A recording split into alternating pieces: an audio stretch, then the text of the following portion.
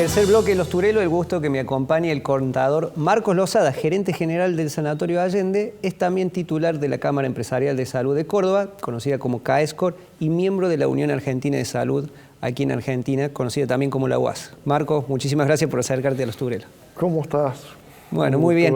Justamente eso quería preguntarles a ustedes que están representando el sector de la salud que ha tenido alto protagonismo en la pandemia, es ¿cómo está la salud de la medicina privada? Algunos sostienen que el sistema de salud privado está al borde del colapso. ¿Es así realmente? Bueno, colapso es una palabra que habla de que mañana se termina todo. Me parece que el sistema de salud privado viene de 20 años de emergencia sanitaria que no se dictó porque sí y no se renueva porque sí, porque es un sector que no tiene solución con la financiación actual y el esquema actual, pero que tiene un rol fundamental en la atención de la población, porque 70% de la población se atiende en este sector, la gente lo está eligiendo este sector, y tiene un problema que todos los años no encuentra una solución para cubrir los costos fijos más básicos, que es los salarios, y no termina de salir este problema que debiéramos estar viendo en un sector de salud que está atrasado en las inversiones y tendría que estar adaptándose a los cambios mundiales de la medicina. O sea, tendría que ser mucho más proactivo, o sea, tendría que haber incentivos para el desarrollo, y estamos viendo que en los últimos 20 años en la provincia de Córdoba se ha cerrado la mitad de las clínicas, sobre todo en el interior. Claro, claramente. Más de la mitad de los pueblos no tienen servicio de salud. Se notó, y es algo que creo habías manifestado aquí en Los Turelo, que era una situación crítica, decías, desde hace 20 años. La pandemia, por supuesto, ha potenciado todo este tema, y creo que vos habías dicho en ese momento que quienes iban a sufrir más este tema de las crisis iban a ser los pequeños establecimientos de salud, dado que no tenían la espalda financiera para aguantar tanto tiempo, y, por ejemplo, como decís vos, el incremento de costos sin poder trasladar la actualización a las cuotas. Bueno, los prestadores no tienen cuotas, lo que les cuesta es negociar los precios. Así es. Bueno, también hablaba de las prepagas, porque dentro del sistema están también el tema de las prepagas. Dentro del sistema es un sistema que para mí está demasiado fraccionado, y eso no le permite lo que para mí el ideal sería un sistema en donde haya varios financiadores sanos, con reglas de juego que favorezcan una competencia sana y sea en beneficio de los usuarios. Grandes sistemas financiadores que tienen los países, uno son los bancos. En un momento los bancos en Argentina se fundían todo, y hubo un banco central que dice, no se pueden fundir porque la gente pierde los ahorros, no cree en esto y se nos cae la economía. Y un día tuvieron que ordenar los bancos que no se fundan, que no se cierren. Pasó lo mismo con las compañías de seguro. En un momento tuvieron que, las compañías de seguro tienen que ser solventes.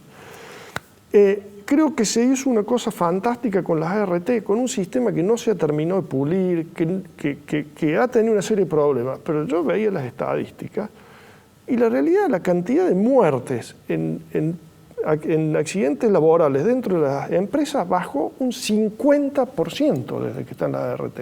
Entonces, sanitariamente han tenido un impacto fabuloso, se ha ahorrado un montón de vidas. En salud, todavía seguimos trancados o remando en dulce leche con este tema. No salimos de un mal sistema y no terminamos toda la tendencia mundial de calidad. En este mundo digital, en donde con el celular uno accede a Google, redes sociales, consulta, y puede conseguir mucho más información y tiene que estar informado, dice, el actor principal en las tomas de decisiones de la salud es el mismo paciente. Así es. O su familiar cercano. Así es. ¿Qué puede pasar, Marcos, con ese paciente que hoy es como el núcleo del sistema de salud si se da, por ejemplo, el aumento que tienen en carpeta las prepagas del 26%? Yo creo que lo inteligente, en los últimos 20 años, desde que se formó el PMO, se han aprobado por mayoría absoluta, creo que casi nunca hay una votación en contra de ninguno de los partidos, se van incorporando nuevas prestaciones, nuevos derechos del afiliado, pero nunca se discute con qué se va a financiar. Si yo agrego a la cobertura un montón de cosas y le digo, no, que se pague con la cuota, hay un día que la cuota es muy cara y queda mucha gente afuera. Así es, así es. Entonces, yo creo que tenemos que... Y además le quita movilidad, porque ¿qué compañía de seguro quiere tomar autos chocados que al otro día van al mecánico? Esto es lo mismo. ¿Qué seguro de salud quiere tomar a alguien con una patología grave en estas condiciones que cada vez se tiene que hacer más cargo con la misma cuota? Así es. La solución que están buscando otros países, esos pacientes que tienen una discapacidad, una patología grave, eso es lo que hay que subsidiar para que la cuota no se vaya al infinito de cara. Y para que haya un control del Estado en la negociación con los laboratorios y las nuevas tecnologías para que lleguen a un precio coherente.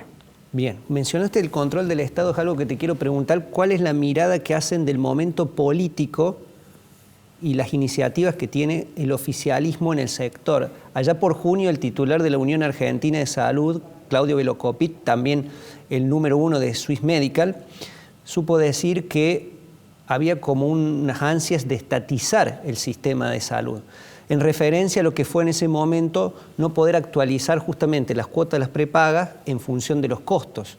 ¿Ustedes están de acuerdo con el pensamiento de Velocopit? Primero, la Unión Argentina de Salud es un fenómeno muy interesante en donde ahí están los financiadores y prestadores privados que habitualmente tienen una puja porque unos facturan y otros tienen que pagar.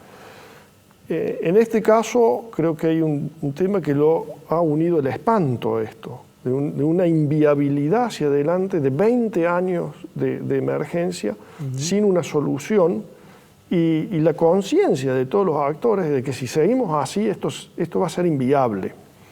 Me parece que la reforma de salud evidentemente que es algo que es necesario, pero es necesario hacia carriles coherentes.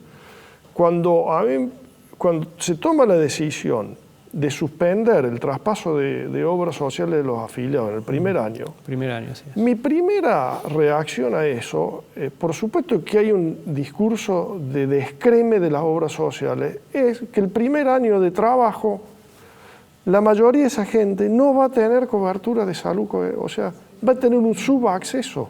Y eso es lo que va a funcionar. Entonces, el primer año de trabajo va a subsidiar la obra social. Otra vez, estamos poniendo un parche que no soluciona ningún problema, agrava el acceso a la salud de la población. Porque por ahí yo tenía, yo trabajaba en una industria X de software y tenía una cobertura médica y me atendía con determinado profesional en determinada institución, me cambio de trabajo y me dice, no, usted ya no puede tener más esa obra social. Tiene que ir a la obra social del gremio tal, y vos vas a esa obra social y te dice, no, mi prestador ese es otro y elija o tiene este otro médico con otro sistema que no queda en el barrio. Entonces, es un retroceso muy grande para mí dentro de los derechos de las personas. ¿Qué tanto se aprueban leyes en protección de los derechos y aclamamos tanto los derechos de la persona? ¿Y cómo va a ser para atrás y para atrás? Bien, tenemos también una opinión del presidente de IDESA, Jorge Colina, sobre el tema de la unificación de lo que sería el sistema privado y público de la salud. Esto nos dice tras la presentación comercial.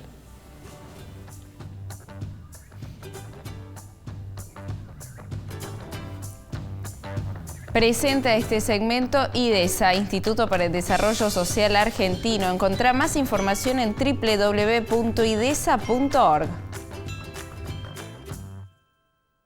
Hay en Argentina un sistema de salud. Hay muchos sistemas de salud, comenzando porque hay 24 sistemas provinciales de salud. La salud pública es una competencia provincial, los hospitales públicos son de las provincias. Entonces ya partimos de 24 sistemas provinciales de salud y luego tenemos una división entre lo que es el sector público de la seguridad social, y en donde la seguridad social tampoco es única. Hay 260 obras sociales sindicales por un lado, hay 24 obras sociales provinciales por el otro, Hay otras zonas sociales como la del Poder Judicial, la del Poder Legislativo, la de las universidades, que no entran en ninguna categoría, se manejan independientemente. Y luego tenemos en la medicina privada, el sistema público y el sistema de seguridad social no han cumplido con las expectativas de la gente que tiene más dinero y esa gente se fue a la medicina privada. Y siempre han salido sueños de unificar todo esto. El primer sueño unificador fue en el año 1973, cuando, con el gobierno que comienza con el doctor Cámpora, en donde se plantea un sistema nacional integrado de salud, donde se dice unamos todo en un solo sistema uniforme y en un solo fondo, toda la plata en un solo fondo, que es en un Fondo Nacional de Salud. Eso no prosperó. En la década del 80, en el gobierno de Alfonsín, también se habla de un sistema nacional, un seguro nacional de salud, que prosperó a medias, porque terminó siendo el sistema nacional del seguro de salud actual, que es el que rige a las obras sociales sindicales, pero es una cosa muy parcial. Agarra solo a algunos actores, está lejos de ser universal. Y ahora aparece, digamos, una nueva idea de volver a eso de que se había planteado en el gobierno de Cámpora, del Sistema Nacional Integrado de Salud, con un Fondo Nacional de Salud. No va a prosperar, porque todos los intereses de los actores que están en el sistema de salud van voluntaria o involuntariamente en contra de la unificación. Entonces hay que pensar soluciones más innovadoras. Bien, lo decía Colin, hay que pensar soluciones más innovadoras. Dejamos por un momento la coyuntura socioeconómica y también política del sistema de salud en Argentina y apelo ahora, Marcos, a tu condición de gerente general de uno de los establecimientos de salud más representativos del interior, que es el Sanatorio Allende. ¿Cuál ha sido el balance después de 1 año y medio de pandemia y qué proyectos persisten de los que en su momento se plantearon acá, por ejemplo el desarrollo de un tercer centro en el sur, para lo que es 2021-2022? Bueno, este año y medio realmente fue un desafío gigante para las instituciones. Hemos tenido transformaciones en los procesos y en la forma de funcionar enormes. Nunca vi el tener que cambiar la forma de trabajar y lo que uno atiende de manera tan drástica, ¿no? El COVID nos hizo trabajar. Bajaba la ola, trabajamos con toda la patología prevalente, venía la ola, teníamos que cerrar todo y cambiar internamente las áreas no COVID, de las COVID, los anexos, las burbujas, la gente, no dejar de atender las urgencias. O sea, ha sido un año que fue un desafío gigante para las instituciones de mantener el ritmo de cambio. Sí, entonces, me imagino, porque en algún momento convivían, como decías vos, patologías de COVID, urgencias, después prevalentes, consultas, digamos, generales. Nos quedan, digamos, yo creo que realmente vamos a poder hacer un buen balance, quizás de acá a 1 año, que se asiente más el COVID, que esté la vacuna termine de funcionar y veamos cómo queda, y sobre todo mirando al mundo, cómo quedan reestructuradas las instituciones. El eje del sanatorio no cambió en nada, el eje está en el paciente, en cómo atenderlo lo mejor y cuidarlo lo mejor posible.